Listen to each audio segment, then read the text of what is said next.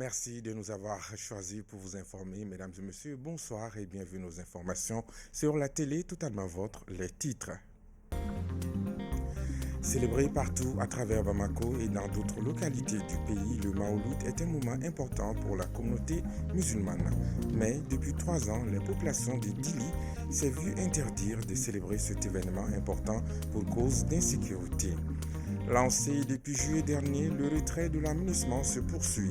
À ce jour, ils sont plus de 3000 à avoir déjà quitté le Mali. Les détails dans cette édition.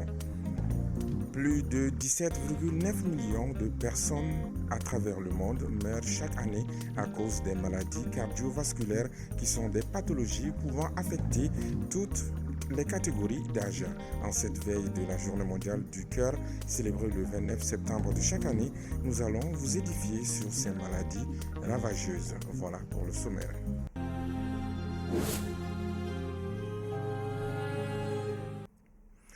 Bienvenue à tous aux informations sur la télé totalement vôtre. Comme à l'accoutumée, la communauté ansardine a pris d'assaut le stade du 26 mars à l'appel de leur guide, Chérif Ousmane Madane Haïdara, pour célébrer la naissance du prophète Mohamed. Cette cérémonie, qui a enregistré la présence de plusieurs personnalités, a été une occasion de prière et de bénédiction pour le pays, mais aussi et surtout de rappel des enseignements du prophète aux fidèles musulmans. Lolo Dibate, Mantala Ouattara. Comme toujours, une marée humaine, des milliers d'adeptes venus de l'intérieur du pays comme de plusieurs pays à travers le monde. Les fidèles Amsar ont encore massivement répondu à l'appel de leur guide à l'occasion de la commémoration de la date anniversaire de la naissance du prophète Mohammed, paix et salut sur lui. Une occasion pour les fidèles de prier et d'écouter des sermons sur la vie du prophète et faire des zikrs. Nous demandons à Allah de faire revenir la paix dans notre pays parce que une telle cérémonie, c'est la prière. C'est la prêche. Donc c'est un lieu où les prières sont exaucées, les invocations sont exaucées. Donc nous devons prier nuit et jour.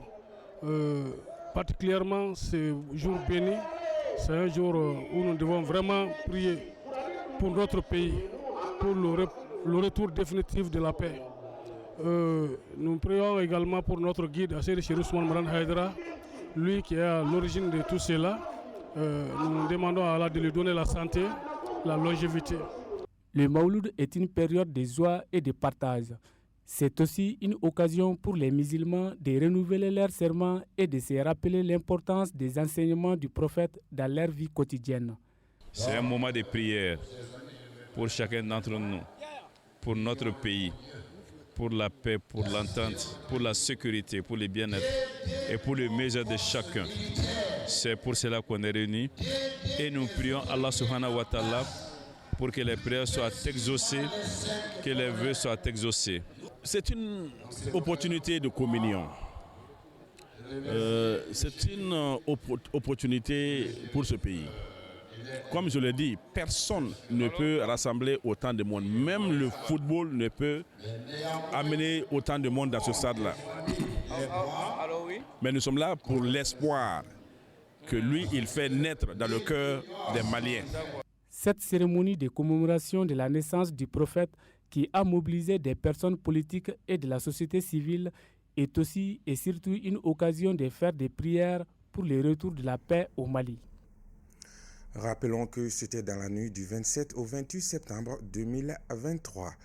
Cette commémoration de l'anniversaire de la naissance du prophète Mohamed a été une occasion pour les leaders religieux d'inviter les citoyens à l'union sacrée autour des autorités de la transition pour la stabilité du pays et une sortie de crise définitive. C'est ce que nous dit notre reporter Bakari Msidbi. Comme les autres années, le Maouloud de naissance du prophète Mohammed de paix et salut sur lui est commémoré au Mali par des fidèles musulmans, par des prêches et des bénédictions pour le pays. Un tour sur quelques lieux de prêche nous a permis d'avoir des réactions sur le sens de cette célébration. Je dis tout simplement que Dieu même nous a demandé vraiment de célébrer ça en disant avec un verset très clair dans le Coran en nous demandant vraiment que lui nous a donné un prophète. Il nous a donné tous ces bonheurs-là, l'union qui est entre nous, la paix, vraiment la protection. Il y a beaucoup de choses que l'islam nous a demandé, donc c'est grâce à lui qu'on l'a connu. Donc c'est l'une des raisons aussi de remercier Allah subhanahu wa ta'ala de fait qu'il nous a fait parmi les descendants de ces prophètes sallallahu alayhi wa sallam. S'il n'y a pas de la paix, on ne peut pas s'asseoir aujourd'hui ou bien pour célébrer le Mawlud même. On remercie Allah subhanahu wa ta'ala, on prie spécialement cette nuit-là qui protège notre pays, qui nous donne l'avenir vraiment, qui nous protège beaucoup. Des femmes musulmanes ne sont pas restées en marge de cette célébration. Et comme les prêcheurs, elles ont invité les Maliens au patriotisme et interpellé les autorités de la transition pour une meilleure gestion des affaires publiques. Donc nous sommes là pour fêter le Maould. On va profiter de l'occasion pour prier pour le repos éternel de nos braves soldats qui sont tombés sur le champ de l'honneur. Et nous allons profiter de l'occasion pour que la paix règne dans notre pays. Et nous allons aussi prier pour les autorités de la transition. Le Mawlud est un moment pour les fidèles musulmans de se rappeler l'histoire du prophète Mohammed, paix et salut sur lui, ses sunnas et se rassembler autour des grands idéaux de l'islam. Restons toujours dans le cadre de la célébration du Mawlud, cette fois-ci avec Awa Sanogo et Lolo Dibaté qui ont fait le tour de quelques sites de prêche à Bamako. Suivant. La naissance du prophète Mohammed, paix et salut sur lui, Mawlud, a été célébrée sur toute l'étendue du territoire national dans la nuit du mercredi 27 à jeudi 28 septembre 2023. Une occasion pour des leaders religieux à travers les prêches de parler de la miséricorde du prophète. En islam, c'est très important d'aimer le prophète sallallahu alayhi wa sallam. On ne peut pas devenir un véritablement croyant si on n'aime pas le prophète. Et comment connaître des prophètes si on ne le connaît pas? Quand tu vas faire tout de suite les tours entre les mosquées et demander aux musulmans qu'est-ce que vous connaissez du prophète, ça va être une question où peu de personnes peuvent répondre. Donc c'est un mois, c'est une nuit où c'est une opportunité aussi de parler du prophète afin que les musulmans puissent l'aimer davantage et essayer de pratiquer sa sunna qui est sa tradition prophétique. Je pense que c'est ce que nous retenons de cette nuit. Inciter les musulmans à faire des recherches sur la religion en général. C'est montrer notre joie, notre satisfaction de notre prophète Mohammed sallallahu alayhi wa sallam, à connaître sa biographie, à connaître sa vie et essayer de l'imiter du mieux qu'on peut afin d'être sauvé le jour de la résurrection. Cette édition 2023, célébrée dans un contexte d'insécurité, les prêcheurs ont mis l'accent sur la paix, la cohésion sociale et le vivre ensemble. C'est le message que nous laissons à tous les musulmans, surtout nos frères qui sont au nord, qui se battent surtout pour la religion, de dire que le prophète sallallahu alayhi wa sallam, il n'a combattu que ceux qui l'ont combattu en premier d'abord. Donc de tout faire, de s'asseoir sur la même table, de discuter entre frères maliens et de mettre le pays avant, de mettre le pays devant. De vraiment que la guerre, ça ne sert à rien du tout, les armes, ça ne sert à rien, nous sommes frères, nous sommes entre maliens. L'islam est basé sur la paix. Donc rien ne vaut que la paix, on ne peut rien faire sans la paix.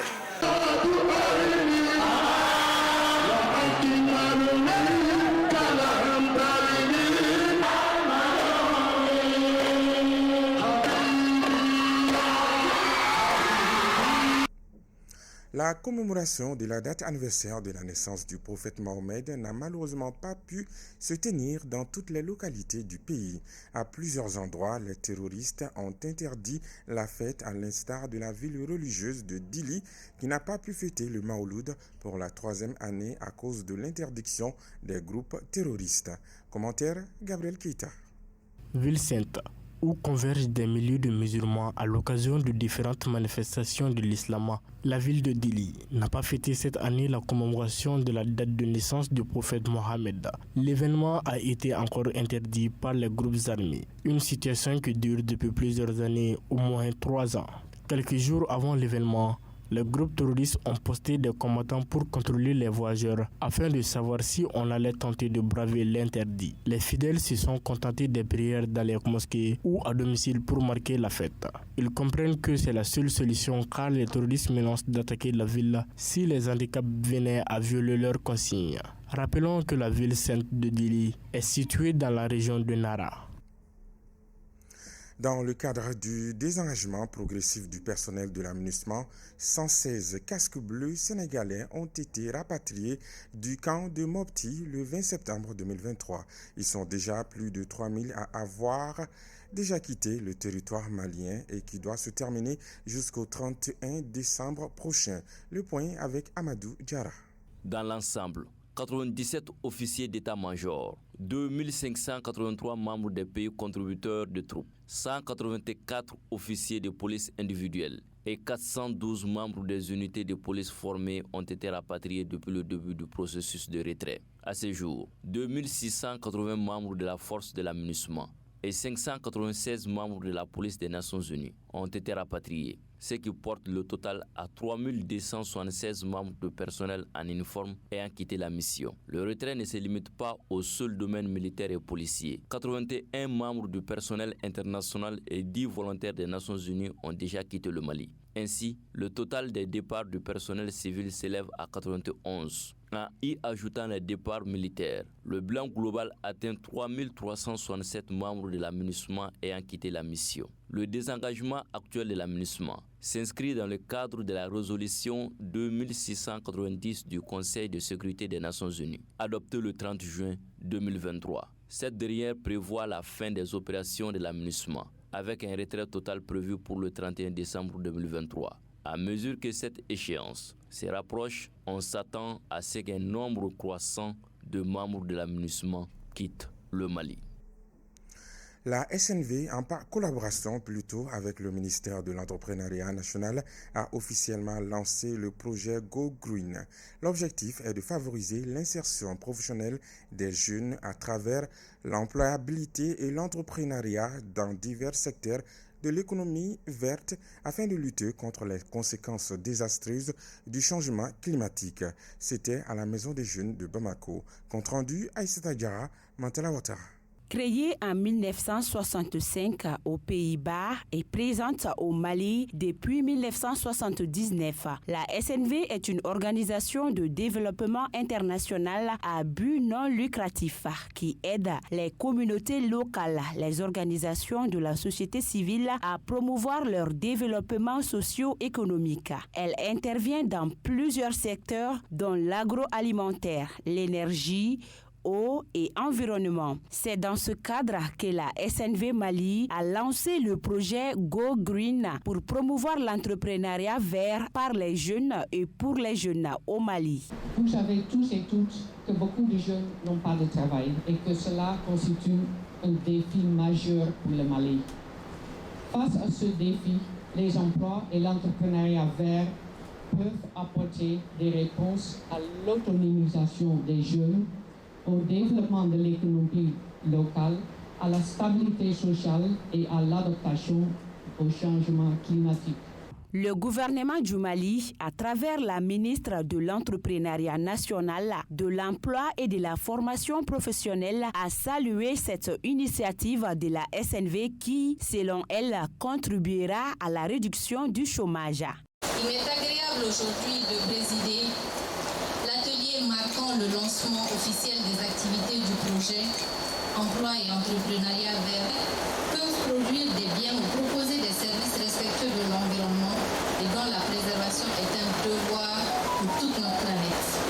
Le projet Go Green est financé par l'ambassade du Royaume des Pays-Bas au Mali et mis en œuvre dans les régions de Ségou, Sikasso, Mopti et le district de Bamako. La chasse aux fournitures scolaires. À quelques jours de la rentrée scolaire au Mali, nous nous sommes rendus sur plusieurs marchés de Bamako pour constater l'effervescence autour des fournitures scolaires. On y constate surtout les espoirs et les préoccupations des parents et des élèves qui se préparent pour une nouvelle année scolaire. Le reportage est de Aminata Bachokone, Bakari Dao. Alors que le 2 octobre, date de la rentrée des classes au Mali, se rapproche à grands pas, l'acquisition de fournitures scolaires devient une priorité pour les élèves et leurs parents.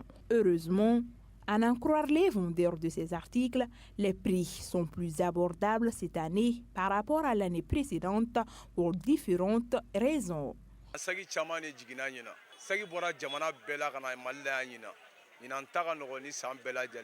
De salon an filɛ waati min na salon kaye kun bɛ fo 8,000 carton mais ɲinɛ alhamdulilayi ka carton 5,000 5,000 fila ɲinɛ ta kɔni a da ka nɔgɔn dɔɔni ka tɛmɛ salon kan kosɛbɛ. Bon sanpasi an bɛ ka paquet di sisan 700 de sanpasi 700 sinon alors que salon a kun bɛ fo 750 400. Du côté des clients, les avis sont partagés. Certains se réjouissent de la baisse des prix et la disponibilité des fournitures scolaires cette rentrée. Bon, ɲinɛ sagi peru a ka nɔgɔ quoi. Y'a faamu. Sagi ɲɛnamaw yɛrɛ bɔlen ni tɛ ɲɛnamaw don a prix fana ka nɔgɔ. En revanche, d'autres estiment au contraire que les prix restent élevés et déplorent les difficultés financières. C'est un kɔni fɛ kɔni a ka gɛlɛn. N'a fɔra an ka ninnu san 1,000 sagi 1,000 ta filɛ nin. An bɛ san 1,000 kaye ma san bigi ma san. Yɔrɔ o ma nɔgɔn. Mɔgɔ bɛɛ n'i ka seri dɔn mais i bɛ fɛn sɔrɔ min na i y'a sɔrɔ san tɔw la cogo min na n'i m'a sɔrɔ la ɲina i tɛ se ka fɛn fɔ quoi o différence de b'u ni ɲɔgɔn cɛ. Quant à la qualité des effets, des parents se plaignent.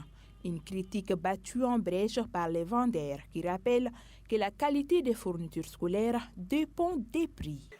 Bon, a défaut bɛ bɔ denmansaw ani a bɛ ka sanga di minnu ma a défaut b'olu la. I t'a sɔrɔ dɔ bɛ yen a bɛ lycée la. U bɛ taa sagi fɛgɛmani san ka di o ma ko wagati ka gɛlɛn bon n'i y'a o san a ka minɛn bɛɛ mana k'a kɔnɔ a bɛ tila k'a ta juru kelen fɛnɛ ma bon n'a y'a ta juru kelen ma diyagoya a bɛ fara bon o tɛ sagitigiw yɛrɛ nɔ ye bon o bɛ dépend minɛlikɛla yɛrɛ la mɔgɔ dɔ bɛ hali n'i ye golo kalan k'a d'a ma a b'a fara a tɛ mɛn a bolo si la. Il ne reste aux pauvres parents que quelques jours pour faire le plan des sacs des enfants qui doivent bien travailler à l'école pour rentabiliser les investissements colossaux de leurs parents. Les villes de Gao et de Yuaru souffrent de pénurie de riz et des denrées alimentaires. La situation serait la conséquence de l'embargo contre le Niger. Les explications avec Maimouna Ouidraogo. Selon les commerçants locaux interrogés par nos confrères de la radio Nata, cette pénurie est due à la fermeture de la frontière du Bénin avec le Niger, car l'approvisionnement en riz s'est fait à partir des ports béninois et togolais. Les commerçants expliquent également que l'approvisionnement à partir de Bamako est difficile pour des raisons d'insécurité sur les routes. À Yuaru, le prix du kilogramme du sucre a connu une hausse vertigineuse ce mois-ci. Cédé à 600 francs CFA il y a un mois, le kilogramme est aujourd'hui vendu à 800 francs. Quant au carburant, le litre est à 1000 francs contre 800 francs il y a un mois. Les responsables du syndicat des commerçants expliquent cette cherté par la fermeture des frontières de la Mauritanie et de l'Algérie ainsi que la recrudescence de l'insécurité.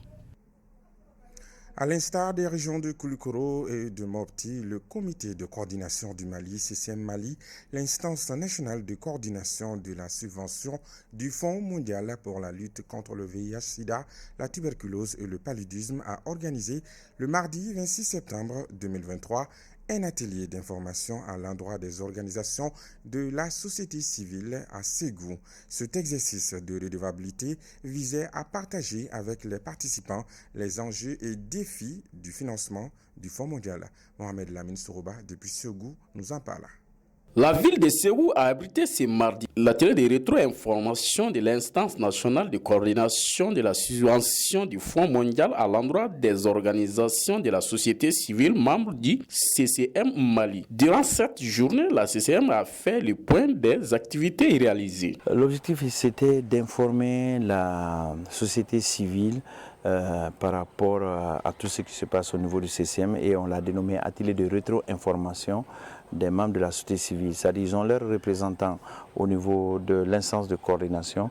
Donc c'est de venir leur rendre compte de ce qui s'est passé et de ce qui est en cours par rapport aux activités financées par le Fonds mondial dans le cadre du paludisme, tuberculose, VIH au cours du cycle 2021-2023 et le cycle à venir 2024-2026. Le financement du Fonds mondial en cours prendra fin en décembre. De ce fait, il partage avec les participants ses perspectives. Que ce soit une fois par trimestre ou une fois tous les 6 mois, qu'on vienne rendre compte de l'état d'avancement des subventions financées par le Fonds mondial, de rendre compte des discussions au niveau de l'Assemblée générale qui a lieu à Bamako, de les rendre compte du degré de suivi par la commission de suivi stratégique des subventions gérées par les bénéficiaires principaux, parce que c'est eux la base, c'est eux qui doivent se dire aujourd'hui, voilà par rapport à ce que le Fonds mondial apporte dans mon pays, qu'est-ce qui est utilisé, comment c'est utilisé et quels sont les résultats atteints et voir en termes d'impact. Et ça permet de jouer ce grand rôle de redevabilité et tant qu'on reste redevable, on reste transparent. Cet atelier a permis aux participants d'échanger sur les défis et les enjeux du financement du Fonds mondial pour le sida, la tuberculose et le paludisme au Mali. Un autre grand titre de ce journal, les maladies cardiovasculaires sont les principales causes de décès dans le monde. Elles font environ 17,9 millions de morts chaque année. À l'occasion de la Journée mondiale du cœur, célébrée le 29 septembre de chaque année, Oumougakou et Bakary Dao sont allés à la rencontre d'un cardiologue pour nous édifier les pathologies du cœur afin de préserver notre santé. Suivant. Cardiovasculaires sont un ensemble de troubles affectant le cœur et les vaisseaux sanguins. À l'initiative de la World Heart Federation en 1999, le 29 septembre est consacré à la Journée mondiale du cœur. Cet événement a été consacré pour informer et sensibiliser le monde entier sur les risques liés à ces maladies. Comme facteur de risque, on va commencer par la mauvaise alimentation. Parce que vous le savez, nous avons tendance à consommer tout ce qui est trop salé, trop huilé ou encore les aliments gras. Voilà. Et après la mauvaise alimentation, il y a aussi le manque d'activité physique régulière. Voilà. Parce qu'il y a de plus en plus la sédentarité qui s'est installée et les gens fournissent moins d'efforts. Il y a aussi l'hygiène de vie, la mauvaise hygiène de vie, c'est-à-dire la consommation du tabac et même l'alcool aussi. En effet, les types de maladies cardiovasculaires sont multiples. On peut citer entre autres. Nous avons surtout l'hypercholestérolémie, qui est due surtout à la mauvaise alimentation. On peut parler aussi de l'HTA, l'HTA qui est l'hypertension artérielle. Après l'hypertension artérielle aussi, on peut citer l'insuffisance cardiaque. L'insuffisance cardiaque parce que, vu tous ces facteurs qui entraînent ces maladies cardiovasculaires, lorsque par exemple il y a l'HTA, l'hypertension artérielle, il y a une pression qui est très élevée au niveau de l'artère surtout, le cœur aura du mal à propulser le sang dans cette artère. Et avec le temps, il va s'épuiser. Et quand il s'épuise, il y aura l'insuffisance qui va s'installer. Donc ça, c'est l'insuffisance cardiaque. Selon le docteur Soumaoro, les maladies cardiovasculaires étaient considérées comme réservées aux personnes âgées. Mais de nos jours, même les sujets jeunes en sont victimes. Avant, on disait que c'était des maladies des vieilles personnes, mais maintenant, on voit que de plus en plus, les sujets jeunes aussi sont en train de faire la maladie. Parce que, comme on l'a dit, la maladie ou ces maladies sont intimement liées à ces facteurs de risque. La meilleure manière de se protéger des maladies cardiovasculaires, c'est de respecter les consignes médicales. C'est-à-dire, concernant la mauvaise alimentation, il faut faire un régime méditerranéen, comme on le dit, c'est-à-dire un régime basé sur les légumes, les fruits secs, et aussi, même si on consomme l'huile, que ce soit l'huile d'olive. Ça, c'est concernant le régime alimentaire. Il faut pratiquer une activité physique et régulière, que ce soit la marche, le footing ou encore courir ou même le vélo, si on peut le faire. Voilà, il y a ça. Et aussi avoir une hygiène de vie. Chaque battement du cœur est important. Un arrêt cardiaque peut survenir à n'importe quel moment. La santé est primordiale. C'est pourquoi il faut prendre soin de son cœur avant qu'il ne soit trop tard. Ainsi prend fin cette session d'information sur la télé Totalement Vôtre. Merci à vous de l'avoir suivi avec attention.